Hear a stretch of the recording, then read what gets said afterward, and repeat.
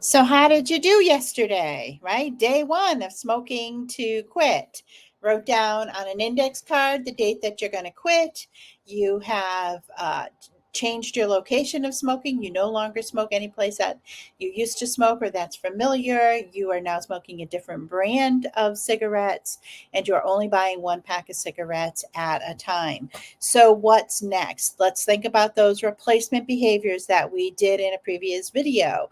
Go ahead and pull up those replacement behaviors because now it is time to start putting those replacement behaviors into action. No longer do you smoke with those triggers, right? Those 10 triggers, especially 10 triggers, 9 triggers, 8 triggers, right? Those that are really high on the scale, right? We're knocking those out completely now. You need practice doing those replacement behaviors instead. So don't have those cigarette around those times.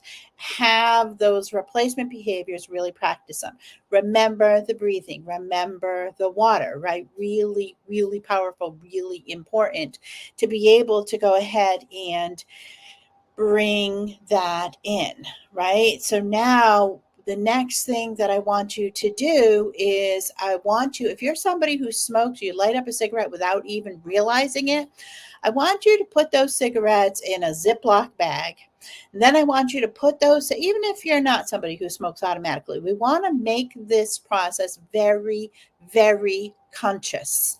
It's so much easier to be able to create a change when we have brought to the surface this behavior so that it is now a conscious process, what was an unconscious process. And habits are unconscious. So we're bringing it forward in a new way so that you are aware every single time you're having a cigarette. So put those cigarettes in a Ziploc bag and then put them into a Rubbermaid container and then put them in an inconspicuous place, right? In the back of the top cabinet in the kitchen or on top of the cabinets, in the kitchen or out in the garage or, someplace where you have to go looking for them in order to be able to have that cigarette because it gives you time while you're looking for those cigarettes and fetching them and saying, oh, I've really got to have the cigarette. Ask yourself why you have to have it. What's so important? What's going on right now that makes me say, I want to have this cigarette? And if you're saying it's just a habit, that no longer works. That's just an excuse. That is simply your unconscious mind wanting to tell you it's in control instead of you being in control. Becoming a non smoker is about taking control back. Right now, you have allowed those cigarettes to control you for long enough. It's time for you to take control back. And that means each and every time, even if you have the cigarette, right? You are smoking to quit. That means each and every time you have the cigarette, you need to know what the driver is for having that cigarette. Why is it that it's so important to have that cigarette? There's a reason. There is a need that your is trying to be met with that cigarette. And it's your job to figure out what that need is, right? So really go deep and say, what is it? What is the need that I'm trying to meet in having this cigarette? So put those cigarettes, right, tucked away so that you have to go get them. It's going to take you a few minutes to get them. And while you're getting them and searching them and being like, oh, I got to have this cigarette, right? Ask yourself why. Why is this so important?